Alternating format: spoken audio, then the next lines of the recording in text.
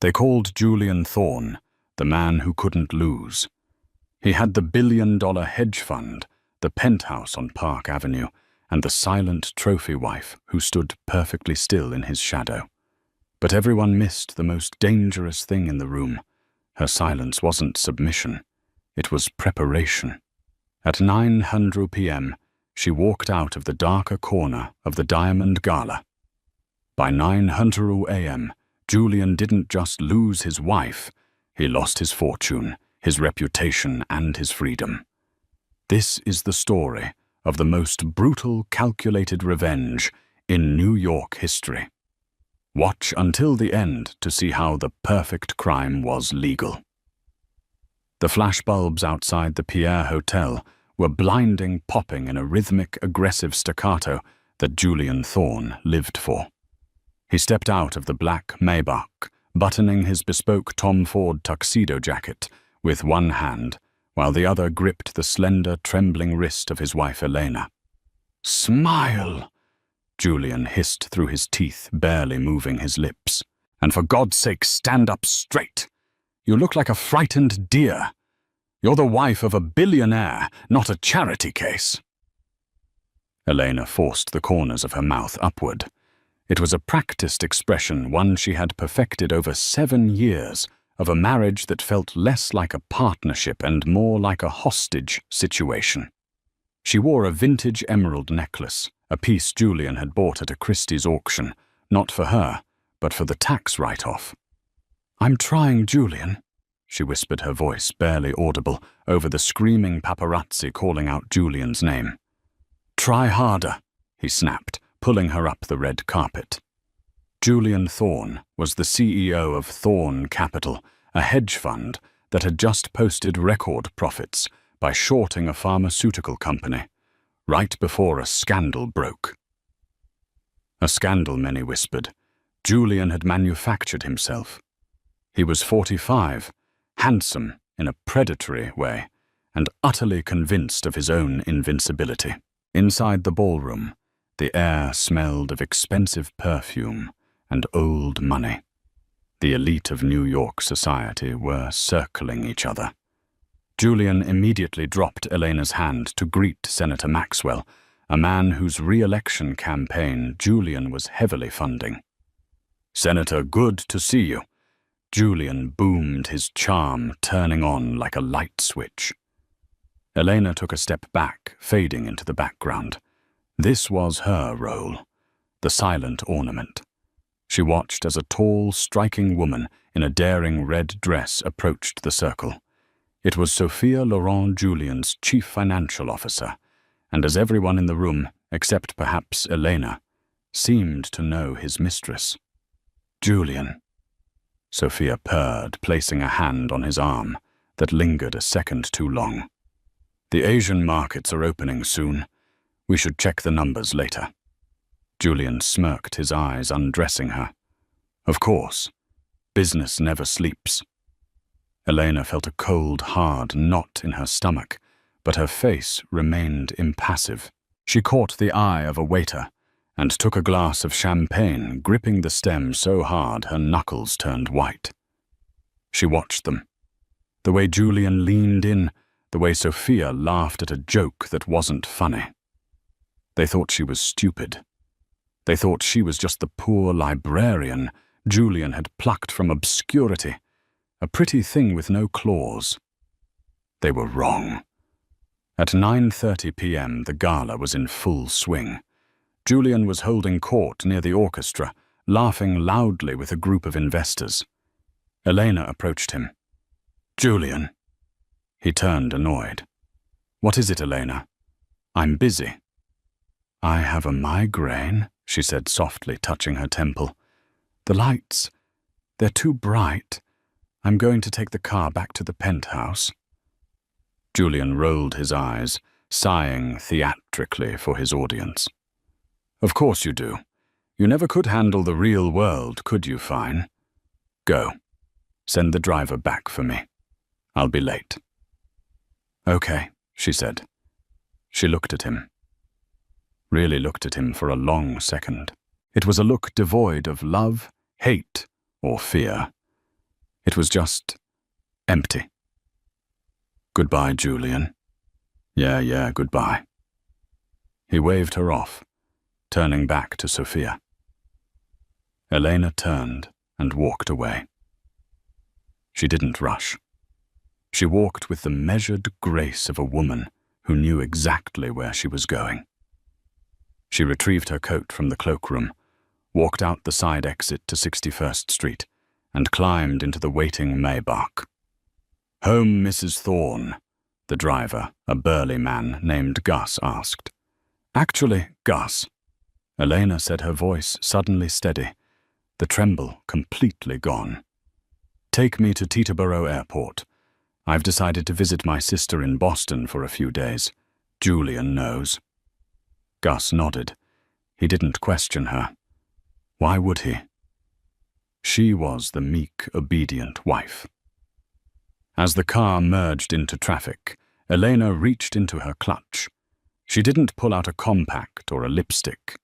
She pulled out a burner phone, a cheap Android she had bought with cash 6 months ago. She typed in a single code and hit send. On the screen, a progress bar appeared. "Executing script Prometheus. 0% complete." She watched the percentage tick up to 1%. "Drive a little faster, please, Gus," she said calmly. "I don't want to miss my flight." Julian stumbled into the penthouse at 3:00 a.m. He was drunk on vintage scotch and his own ego. Sophia had left 20 minutes earlier, taking a separate Uber to maintain appearances, though the lipstick stain on Julian's collar told a different story. "Elena!" he bellowed into the cavernous foyer. Silence. "Useless woman," he muttered, tossing his keys onto the marble console table. He loosened his tie and staggered toward them. The master bedroom. He expected to find her asleep, perhaps crying softly into her pillow as she often did. He liked it when she cried. It made him feel powerful. He pushed the door open. The bed was made. Perfectly pristine. The sheets were tight, the pillows fluffed. It hadn't been slept in. Julian frowned. "Elena." He checked the bathroom. Empty. He checked the guest rooms. Empty. A flicker of irritation rose in his chest. Had she actually gone to a hotel? If she had, he would cancel her credit cards in the morning. He would teach her a lesson about leaving without permission. He went to the walk-in closet to change. He froze. The closet was usually filled with Elena's modest collection of designer clothes, things he forced her to wear. But tonight it looked normal. Her dresses were there. Her shoes were lined up. But something was wrong. The spacing was off. He walked to the back of the closet, where the wall safe was hidden behind a painting of a seascape. He moved the painting. The safe door was closed. He punched in the code 0 to 5 1880. His birthday. The light turned red. Error. He frowned. He typed it again. Error. What the hell? He tried the master override code. Error. System lockdown initiated. Damn it! He kicked the wall. He was too drunk to deal with a malfunction. He decided to deal with Elena's tantrum in the morning. He stripped down to his boxers and collapsed onto the bed, passing out within seconds. He didn't hear the hum of the servers in his home office down the hall, suddenly spike the fans whirring as they processed terabytes of data. He didn't hear the notification ping on his phone, then another, then a cascade of them lighting up the dark room like strobe lights.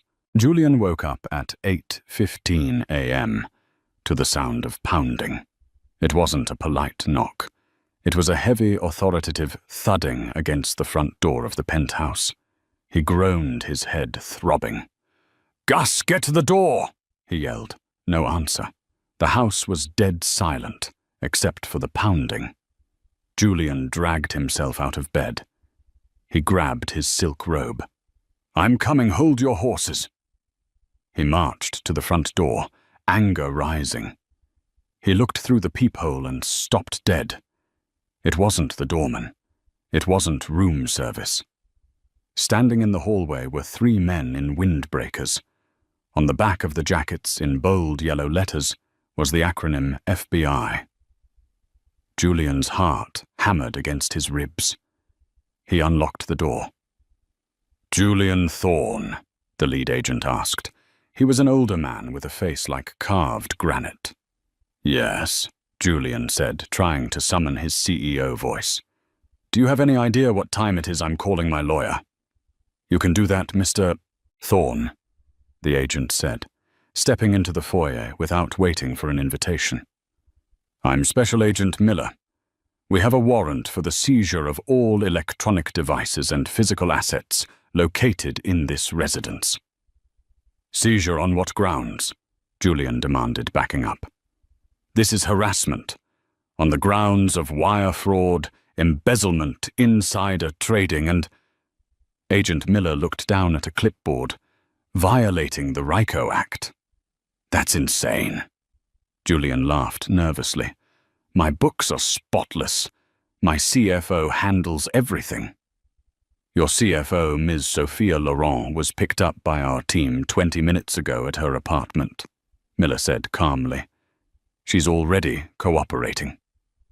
The color drained from Julian's face. "Sophia. But that's not why we're here right this second. Mr. Thorne," Miller said, looking around the apartment. "We're also here regarding the welfare of your wife, Elena Thorne." "Elena?" Julian blinked. She's at her sister's, or a hotel. She had a migraine." Miller stared at him. "Mr. Thorne, we received an automated distress signal from this address at 3:00 a.m., indicating a domestic disturbance, followed by a data dump sent to the SEC, the DOJ, and the New York Times, seemingly from Mrs. Thorne's personal cloud account. The email contained a suicide note claiming she was afraid for her life because of what she knew about your business." "Suicide note," Julian whispered. No, she's fine. She's just playing games."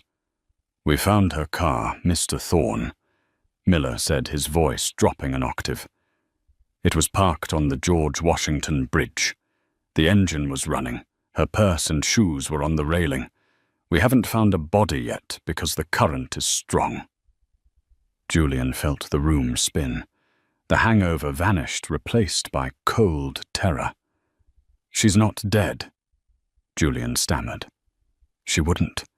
She doesn't have the guts." "Or maybe—" Miller stepped closer. "Someone helped her over the edge. We know about the mistress, Julian. We know about the offshore accounts in the Caymans, the ones that were emptied 5 hours ago. Every cent, Mr. Thorne. Transferred to untraceable crypto wallets." "Emptied?" Julian choked. "You have $0 in your operating accounts," Miller said, "and since the transfers were authorized by your biometric data, it looks like you're trying to run. That's why we're here to arrest you. You're a flight risk." "I didn't authorize anything," Julian screamed. "Tell it to the judge." Miller nodded to the agents behind him. "Cuff him." As the cold steel clicked around Julian's wrists, he looked wild-eyed around the penthouse. He looked at the family photo on the console table. Julian smiling. Elena looking down. She did this, a voice in his head screamed. The quiet mouse. She didn't just leave. She burned the house down. The interrogation room at the FBI field office in Lower Manhattan was a cold, windowless box that smelled of stale coffee and industrial cleaner. Julian Thorne sat at a metal table. His tuxedo shirt unbuttoned at the collar, the expensive fabric now wrinkled and stained with sweat. For 6 hours he had been demanding his lawyer, Marcus Sterling, a man who charged $1,500 an hour and had kept Julian out of jail twice before. But when Marcus finally arrived, he didn't look like the shark Julian remembered. He looked pale. "Get me out of here, Marcus." Julian snapped his voice hoarse. "This is a misunderstanding. Elena is having a breakdown. I did not kill her, and I certainly didn't steal my own money." Marcus sat down, placing his leather briefcase on the table with a heavy thud. He didn't open it. He just looked at Julian with a mixture of pity and disgust. "Julian," Marcus said quietly, "you need to listen to me very carefully. The situation has evolved." "Evolved how? Did they find her?" "No," Marcus said. "They found her diary." Julian scoffed. "Elena didn't keep a diary. She barely had a thought in her head that I didn't put there." Marcus slid a tablet across the table. "She kept a digital audio journal, Julian, uploaded to a cloud server that was set to auto-release to the district attorney in the event of her death or disappearance. It's been leaking to the press for the last hour. CNN is playing excerpts." Julian stared at the tablet. He pressed play on the file marked Entry 104.p3. Elena's voice filled the small room. It wasn't the meek whisper he was used to. It was trembling, terrified. "October 14th. He hit me again tonight.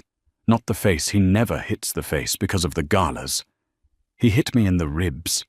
He told me that if I ever tried to leave, he'd bury me under the foundation of the New Hamptons house. He said he has friends in the police. He said nobody would miss a librarian from Ohio. I'm so scared. I think he's moving money around. I saw him with Sophia.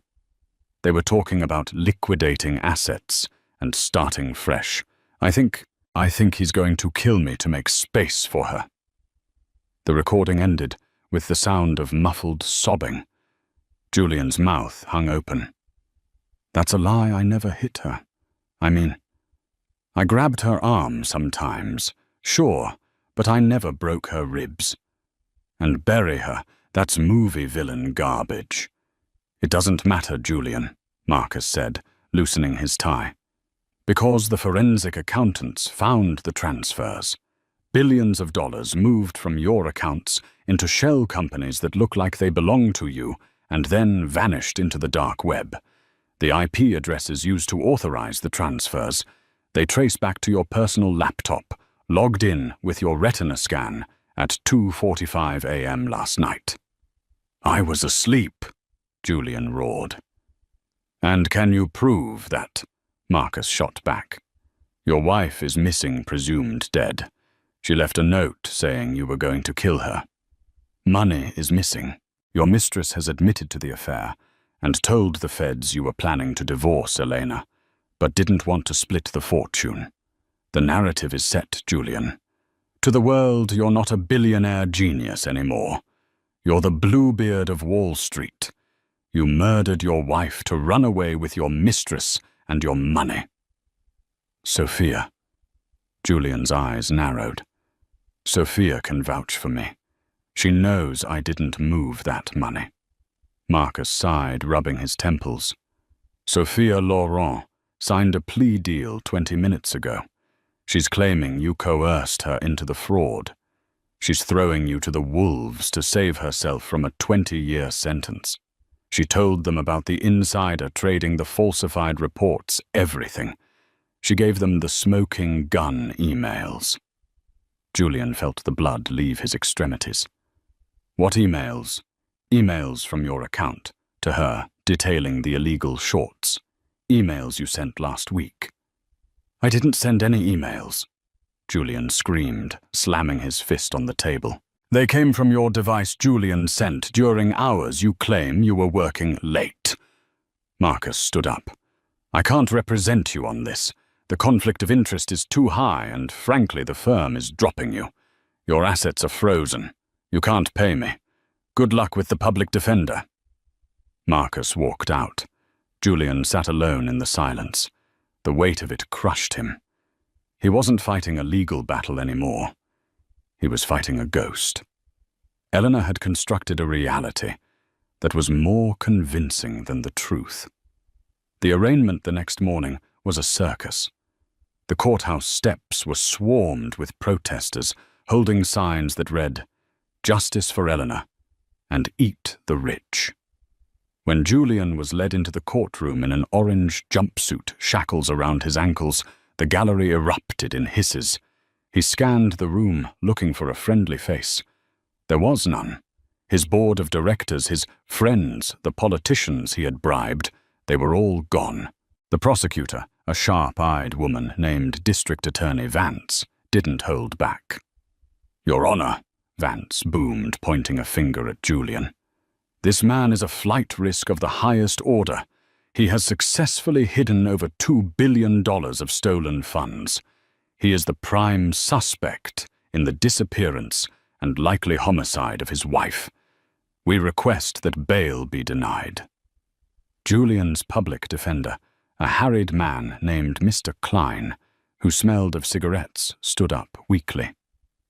"Your Honor, the evidence is circumstantial. No body has been found." The judge, a stern man named Justice Halloway, a man Julian had once insulted at a golf tournament, peered over his glasses. "Mr. Thorne, given the massive financial resources you have apparently squirreled away, and the grave nature of the threats recorded by the victim, I am remanding you to Rikers Island pending trial. Bail is denied." The gavel banged. It sounded like a gunshot. As the bailiffs dragged Julian away, he looked at the press gallery. A camera zoomed in on his face. He didn't look arrogant anymore. He looked like a trapped animal. And in a small, nondescript motel room 300 miles away, a woman watched the live stream on a burner tablet. She took a sip of cheap coffee, her eyes cold and dry. She whispered one word at the screen. "Karma." Rikers Island was a far cry from the penthouse at the Pierre. Julian was placed in protective custody, which meant solitary confinement, ostensibly for his own safety. But in reality, it was just another form of torture. For 3 days, Julian paced the 6x8 cell. He had no phone, no internet, no contact with the outside world, except for Mr. Klein, who brought only bad news. "They found blood in the trunk of the Maybach," Klein told him on the 4th day. "What?" Julian gripped the plexiglass divider. "That's impossible. I didn't touch her." "It's a match for Elena's DNA," Klein said, looking at his notes. "Just a few drops under the spare tire mat. The prosecution is theorizing you knocked her out. Put her in the trunk, drove her to the bridge, and tossed her over." "I didn't drive the car," Julian yelled. "Gus drove the car." "Gus is gone, Julian," Klein said. "The driver. He vanished the same night Elena did. The police think you paid him off to help you and then he skipped town. Or maybe you killed him too." Julian slumped back in his chair. It was perfect. It was too perfect. He closed his eyes and tried to think. He needed to think like the shark he used to be. How did she do it? Flashback 6 months ago. The memory hit him. It was a Tuesday. Julian had been working late in his home office. Elena had come in with a tray of tea. "Get out," he had snapped. "I'm entering the passkeys for the Cayman accounts. If I lose focus, I have to start over." "I'm sorry, Julian," she had said, bowing her head. She placed the tray on the edge of the desk. "I just wanted to make sure you were hydrated." She had lingered. Just for a moment. She had been wearing that stupid, clunky smartwatch he hated. The one she said she used to count her steps because she was trying to lose weight for him. He remembered now. As she set the tray down, her wrist had hovered over his keyboard. The watch. It wasn't a fitness tracker. Julian's eyes snapped open in the prison cell. She recorded the keystrokes. But that wasn't enough. The biometric scan, the retina scanner on his laptop. How did she bypass that? He thought back to the migraines. 2 months ago. He had woken up in the middle of the night. Elena was looming over him. "What are you doing?" He had mumbled, groggy from the sleeping pills he took. "Shh," she had whispered, holding her phone up. "There was a mosquito on your face. I didn't want it to bite you." The flash had gone off. He had brushed it off as her being weird. But she hadn't been taking a picture of a mosquito. She had been taking a high-resolution scan of his iris while his eyes were open in the semi-conscious state. Or perhaps she had used a specialized app. No, that was too sci-fi. Think simpler. The IID on his laptop. It had a backup, a fail-safe. If the scanner failed 3 times, it required a master password and a physical security key, a YubiKey he kept on his keychain. His keychain. The night of the gala. He had thrown his keys on the marble table. He had been drunk. He had passed out. She hadn't just left. She had come back. No, the doorman would have seen her, unless she never left the building. Julian's mind raced. The timeline. 9:30 p.m. Elena leaves the gala. 10:15 p.m. She arrives at the penthouse, allegedly, to pack. 3:00 a.m. Julian arrives home. There was a 5-hour gap. She didn't run away immediately. She went to the apartment. She waited for him to come home drunk. She waited for him to pass out. She used his physical thumbprint while he was unconscious to unlock the phone. She took the physical security key from his keychain. She performed the transfers while he was snoring in the next room. Then she planted the evidence, the messy closet, the fake struggle. But the blood Julian remembered a week ago. Elena had cut her finger while chopping vegetables. It was a deep cut. She had bled into a bowl. She had been weirdly calm about it, staring at the blood before washing it away. She saved it. The realization made Julian retch. She had been harvesting her own blood, freezing it, saving it to plant in the car. This wasn't a crime of passion. This was an engineered dismantling of his life. Elena sat in a diner booth wearing a brunette wig and thick-rimmed glasses. She looked like a graduate student, or maybe a young writer. She wasn't Elena Thorne anymore. Her passport, a masterpiece of forgery she had paid $1,000 for on the dark web, said she was Nora Gray. She opened her laptop, a brand-new air-gapped machine that had never touched Julian's Wi-Fi. She navigated to a secure banking portal. The interface was plain grey text on a black background. Account balance, 214,000 tons distributed. Status laundered, clean. She didn't smile. Smiling was for people who had won a game. She hadn't won a game. She had survived a war. She took a bite of her toast. She scrolled through the news. Thorne Capital collapses, SEC, freezes all assets. Search for body continues in Hudson River. She clicked on an article about Sophia Laurent. Mistress confesses he made me do it. Elena allowed herself a small, cold smirk. That was the master stroke. She hadn't just framed Julian. She had framed Sophia as his accomplice. She had used Julian's email, which she had access to for months, to send Sophia incriminating messages. She had planted deposits in Sophia's accounts, just enough to look like bribes, not enough to make Sophia rich. She had turned Julian's 2 allies against each other. She closed the laptop. She wasn't done yet. Julian was in prison, yes, but he was a narcissist. He would find a way to weasel out. He would hire better lawyers. He would find a loophole. She needed to ensure the nail was driven into the coffin so deep it could never be pulled out. She pulled out the burner phone. She had one final message to send, not to the police, not to the press. She dialed a number she had memorized from Julian's black book, the physical book he kept in a safe she wasn't supposed to know about.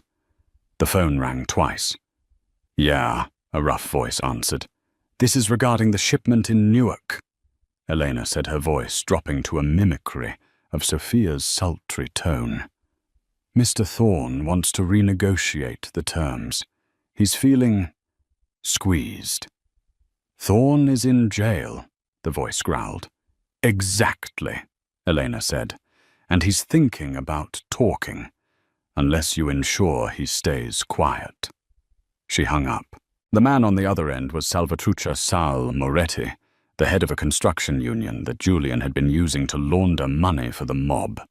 Elena knew that the FBI couldn't keep Julian in jail forever on financial crimes, but the mob. They would handle him for free if they thought he was a snitch. She stood up, left a $20 bill on the table, and walked out into the crisp autumn air. She had a flight to catch. But back in New York, the walls were closing in on Julian from sides he didn't even know existed. Julian Thorne had spent his life believing that money was a shield. It could deflect lawsuits, silence critics, and buy freedom. But in Unit 4 north of the Metropolitan Correctional Center, money was a rumor and debt was paid in blood. 3 days after Elena's call to Sal Moretti, the atmosphere around Julian changed. He felt it in the cafeteria first. The other inmates stopped jeering at him. Instead, they went silent when he walked by. It was the silence of a jungle when a predator is near. Except Julian realized with a jolt that he was the prey. He was sitting alone picking at a tray of grey meatloaf when a heavy tray slammed down opposite him. It was a man known only as the Butcher, an enforcer for the Moretti crime family, serving life without parole. He didn't look at Julian. He looked at the wall. "Sal sends his regards," the Butcher whispered. Julian's fork clattered to the table. I didn't say anything. I'm not talking to the feds." "Sal heard you were looking for a deal," the Butcher said, finally turning his dead shark-like eyes onto Julian. "He heard you were going to trade the union construction contracts for a lighter sentence on the wife thing." "That's a lie," Julian hissed, sweat beading on his forehead. "My wife set me up. I don't know who told Sal that." "But doesn't matter." The Butcher interrupted. He slid a small, folded piece of paper across the table. "You have 24 hours to plead guilty to everything. The fraud, the murder, all of it. You go away for life, you keep your mouth shut, and you live. You try to fight it, you try to cut a deal." The Butcher made a slicing motion across his neck. "Enjoy your lunch, Mr. Thorne." Julian stared at the paper. It was a picture of his elderly mother in her nursing home in Florida. Taken yesterday. The blood drained from Julian's face. Elena didn't just freeze his assets. She had weaponized his criminal associates against him. She knew he had no way to contact Sal to explain. She knew Sal was paranoid. She had backed Julian into a corner where the only way to save his life and his mother's was to accept life in prison for a murder he didn't commit. That afternoon, Julian met with his public defender, Mr. Klein. "I want to take the plea," Julian said, his voice trembling. Klein looked shocked. "Julian, are you sure the evidence on the murder is circumstantial? We could beat the homicide charge. We could get it down to manslaughter, maybe 10 years. "No!" Julian screamed, checking the door of the interview room. "No trials, no press. I want to plead guilty to first-degree murder and grand larceny, today, right now." "But why?" Klein asked, baffled. Because I want to live, Julian whispered, putting his head in his hands. The irony tasted like ash in his mouth. He was a billionaire genius who could predict market crashes, yet he had been checkmated by a woman whose favorite hobby was knitting. He was going to prison for killing a woman who was currently breathing free air just to stop a mobster from killing him for a snitch he hadn't committed. It was the perfect trap. The morning of the sentencing, the sky over Manhattan was a bruised purple, heavy with a coming storm that refused to break.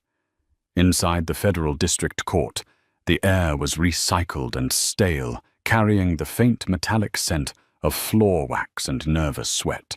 Julian Thorne sat at the defendant's table, his hands folded on the polished mahogany. To the casual observer, he looked defeated, a man crushed by the weight of his crimes. His shoulders were slumped. His expensive suit hung loosely on a frame that had lost 15 pounds in 3 weeks of solitary confinement. But internally, Julian's mind was racing with the frantic, calculated energy of a rat navigating a maze. He wasn't defeated. He was surviving. He glanced at the gallery behind him. It was packed. Reporters, former employees, curious onlookers, they were all there to see the King of Wall Street fall. But Julian was looking for only one face. The butcher. He found him in the back row. The mob enforcer was wearing a cheap suit that strained at the shoulders, looking out of place among the legal clerks and journalists. The butcher caught Julian's eye and gave a nearly imperceptible nod. It was a confirmation. Take the fall. Keep your mouth shut about the union money laundering, and you live. Julian exhaled a breath he didn't realize he'd been holding. He had made the deal. He would plead guilty to the murder of Eleanor Thorne. He would confess to a crime he didn't commit to save himself from a death sentence on the streets. It was the hardest trade he had ever made, but Julian Thorne was a survivor. He would go to a minimum security federal camp, keep his head down, and maybe, just maybe, in 20 years, he could appeal on grounds of ineffective counsel. "All rise!" the bailiff bellowed, his voice echoing off the high, coffered ceilings. The Honorable Justice Halloway swept into the room, his black robes billowing like storm clouds. Halloway was a hanging judge, a man who despised white-collar criminals. He took his seat and peered over his wire-rimmed glasses, his gaze landing on Julian like a physical weight. "Mr. Thorne," Halloway said, his voice dry and scratching like sandpaper, "we are here for sentencing. You have entered a plea of guilty to 1 count of first-degree murder and 24 counts of wire fraud and grand larceny. Do you stand by this plea?" Julian stood up. His legs felt heavy, as if he were wading through concrete. He licked his dry lips. "I do, Your Honor." "And do you have anything to say before this court passes sentence?" This was the moment, the performance. Julian had rehearsed this in his cell 1,000 times. He had to sound remorseful enough to satisfy the judge, but broken enough to satisfy the mob. "Your Honor," Julian began, his voice cracking perfectly. I loved my wife. But I was greedy. I was weak. The money became a sickness. When Elena found out, I panicked. I didn't mean for it to happen. It was an accident that spiraled out of control.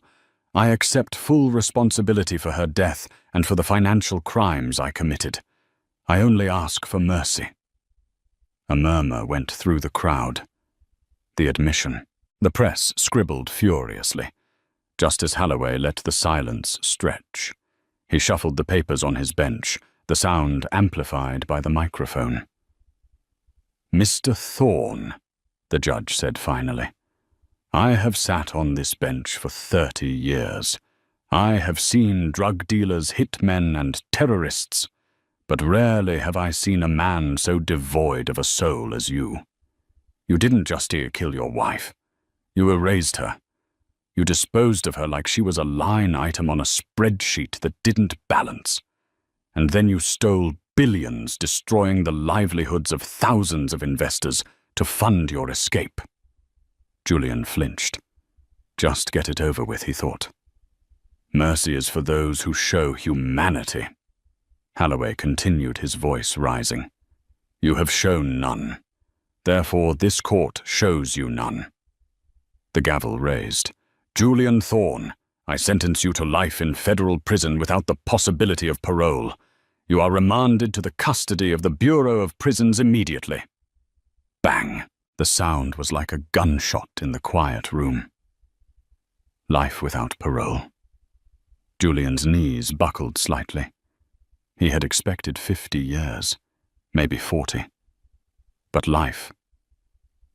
Take him away, Holloway ordered, not even looking up as he closed the file. The bailiffs were on him instantly, their hands rough as they cuffed his wrists behind his back. The flashing cameras blinded him as he was hauled toward the side door. He looked back for the butcher, but the seat was empty. The mob had gotten what they wanted. Julian was buried. They didn't take him back to Rikers immediately.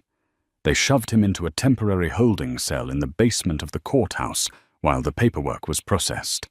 It was a cold, windowless, concrete box with a stainless steel toilet and a single metal bench bolted to the floor.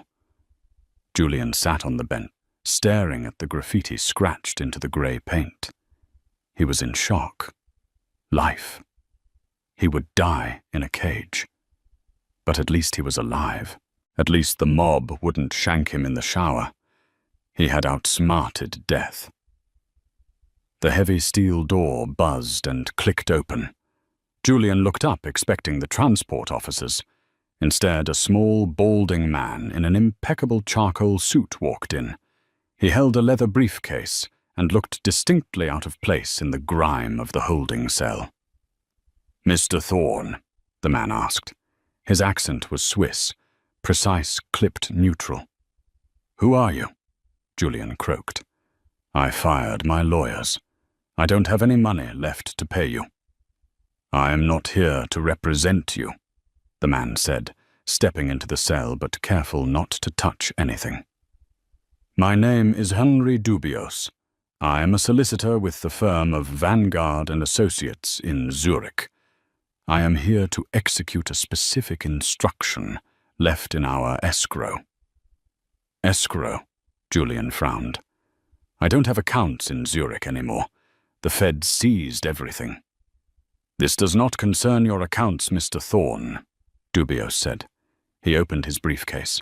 "This concerns a package that was deposited with our firm 7 years ago, with strict instructions to be delivered to you personally only in the event of a sentencing of life imprisonment or death." Julian felt a cold prickle on the back of his neck. 7 years ago, who deposited it? Dubios didn't answer. He simply pulled out a thick, cream-colored envelope. It was sealed with red wax. "This is for you. My task is complete." The solicitor placed the envelope on the metal bench next to Julian, turned, and knocked on the door. The guard opened it, and the man vanished as quickly as he had appeared. Julian stared at the envelope. It looked heavy, expensive. The paper was textured linen. He reached out with his cuffed hands, his fingers trembling. He picked it up. A scent hit him. It was faint but unmistakable. Lavender and vanilla. It was Elena's perfume. The world seemed to tilt on its axis. His breath hitched in his throat. He fumbled with the wax seal, his fingernails scraping against the paper until it tore open. Inside there were 2 things, a photograph and a handwritten letter. He looked at the photograph first. It was a high-resolution print.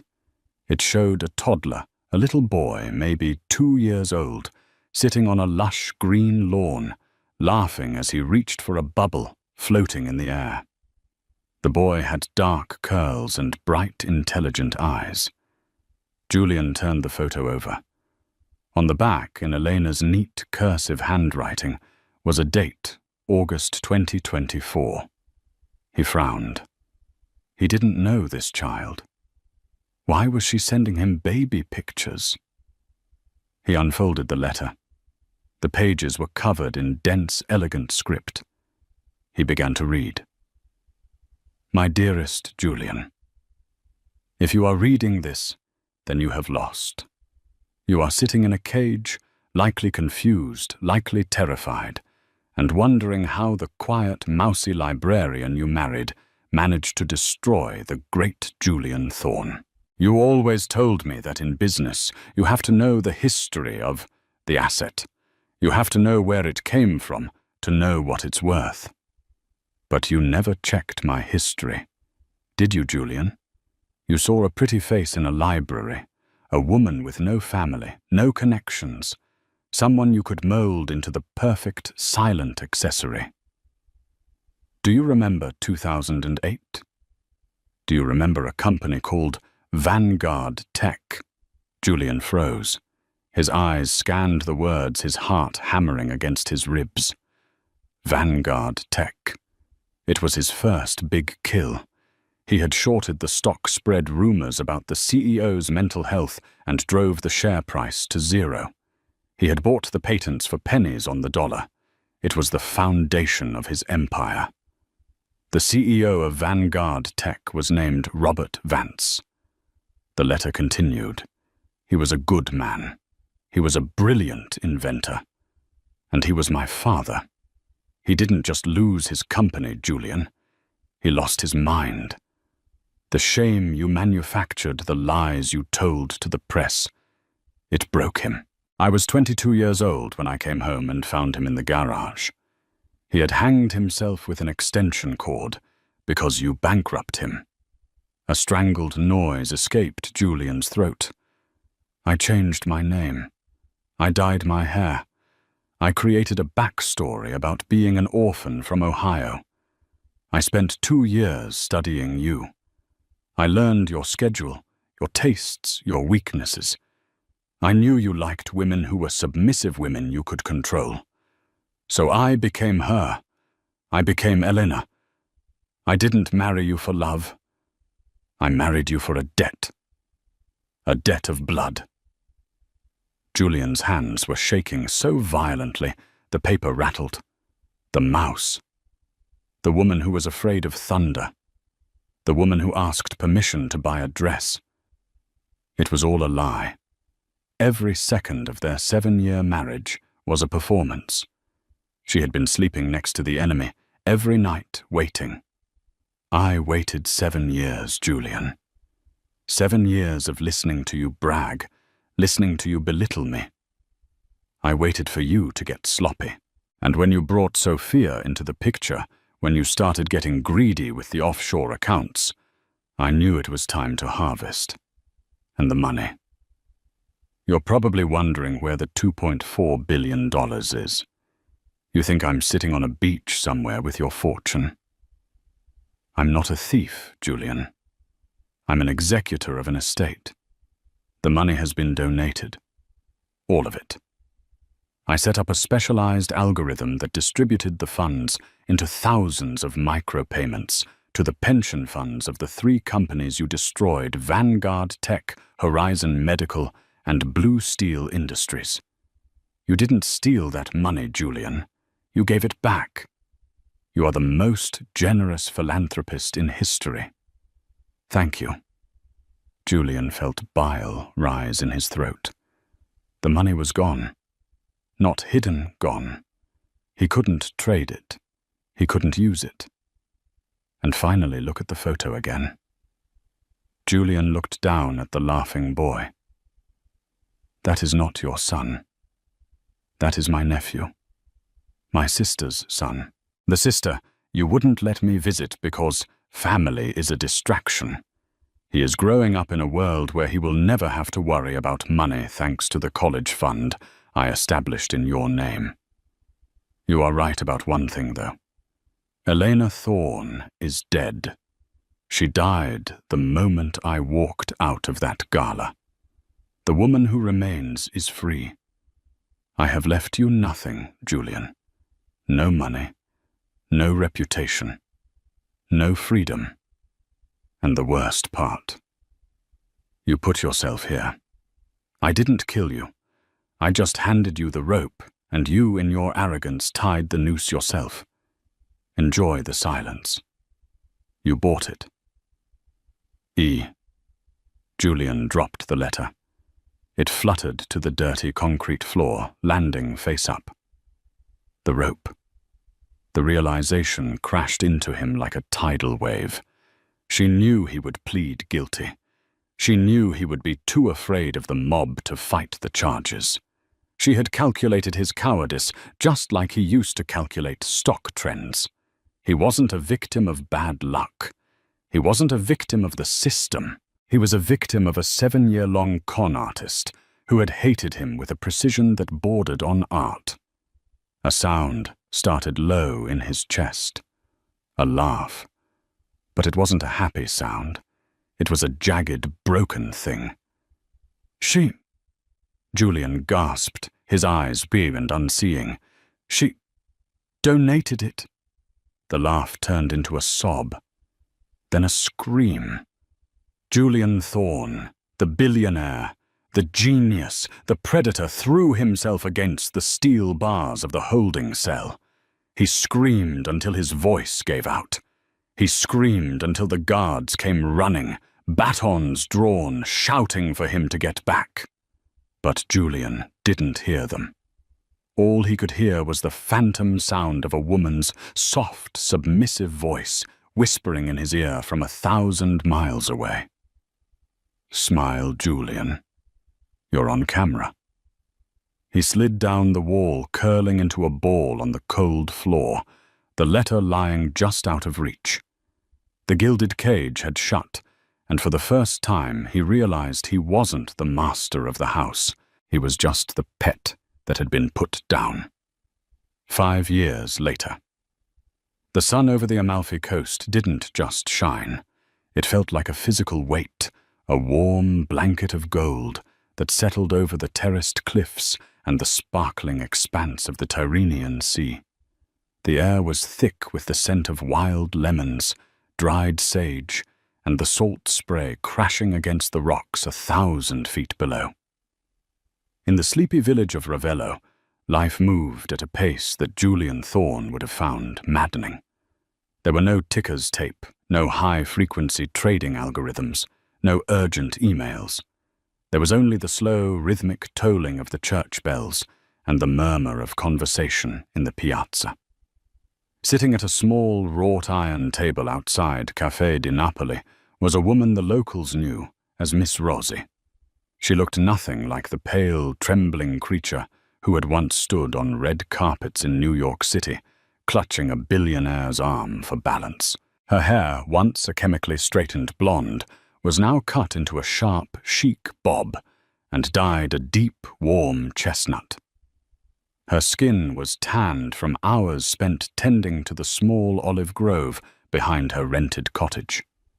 She wore a simple linen dress and leather sandals, an outfit that cost less than a single pair of socks she used to own as Elena Thorne. But the most striking difference was her eyes. They were no longer empty. They were sharp, clear, and unburdened. Un caffè, Signora Rossi, the waiter, an elderly man named Marco, asked as he wiped down her table. Si, grazie, Marco. She smiled. It was a genuine smile, one that crinkled the corners of her eyes. And the international papers, if you have them. Marco nodded and returned with a porcelain cup and a folded copy of the International Herald Tribune. Ms. Rossi Elena took a sip of the dark, bitter espresso. She didn't need the caffeine to wake up anymore. She slept soundly every night, a luxury she hadn't known for 7 years. She opened the newspaper, scanning the headlines.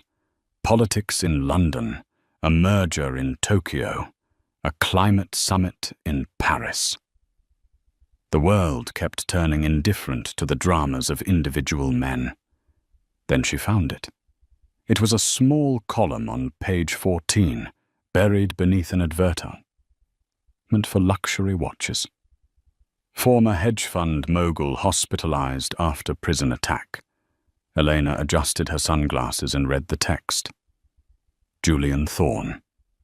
50 serving a life sentence without parole at the ADX Florence Supermax facility remains in critical condition following an altercation in the exercise yard yesterday.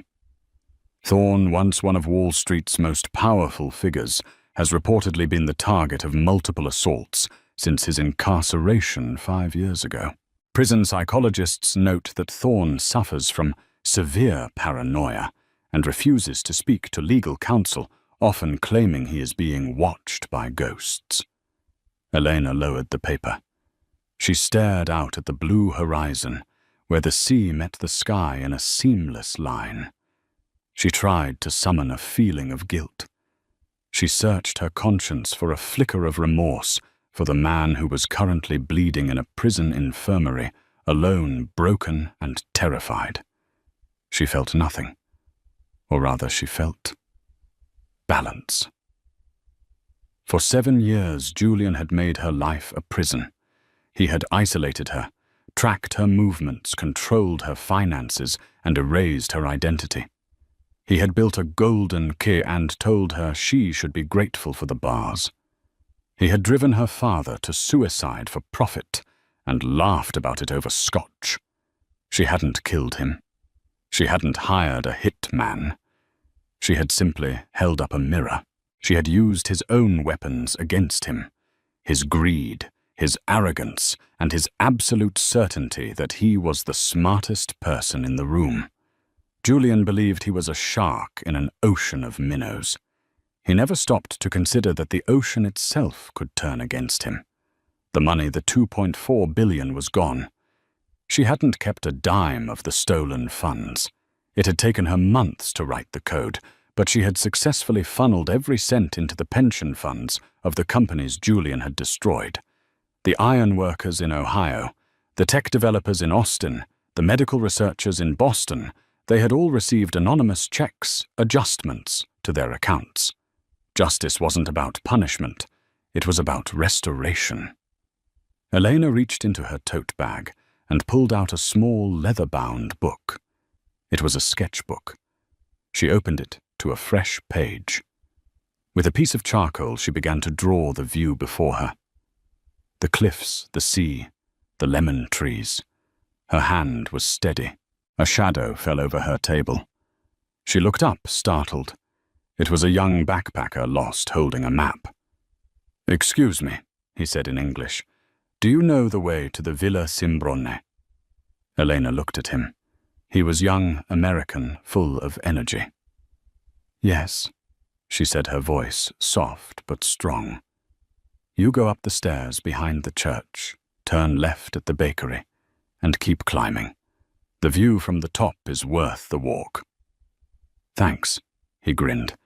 "You have a great accent. Are you American?" Elena paused. She thought about the penthouse on Park Avenue. She thought about the galas, the flashes, the fear. She thought about the woman named Elena Thorne, who had died that night on the George Washington Bridge. "No," she said, turning back to her drawing, the charcoal scratching pleasantly against the paper. "I used to be. Now I'm just a local." The boy nodded and ran off up the stairs. Elena watched him go. A cool breeze blew in from the sea, rustling the pages of the newspaper where Julian's tragedy was printed in black and white ink that would fade by tomorrow. She took a deep breath, filling her lungs with the sweet air of freedom. The gilded cage was empty. The door was open. And the bird hadn't just flown. She had learned to soar. "Karma," she whispered to the wind. And for the first time in her life, the wind didn't whisper back. It just blew wild and free, carrying her secrets out to the endless blue sea. And that brings us to the end of the story of Julian and Elena Thorne. In the end, Julian lost everything, not because he wasn't smart, but because he underestimated the quiet woman standing in his shadow. Elena proved that the most powerful revenge isn't violence, It's patience. She waited, she planned, and she let Julian's own nature be his downfall. Now I have a question for you guys. Do you think Elena was right to keep the money for the victims, or should she have turned it in to the authorities? And was life in prison a fair punishment for Julian, considering he didn't actually kill her? Let me know your thoughts in the comments below. I love reading your theories. If you enjoyed this roller coaster of a story, please hit that like button, share this video with a friend who loves drama, and don't forget to subscribe and ring the bell so you never miss a new story. Thanks for watching, and I'll see you in the next one.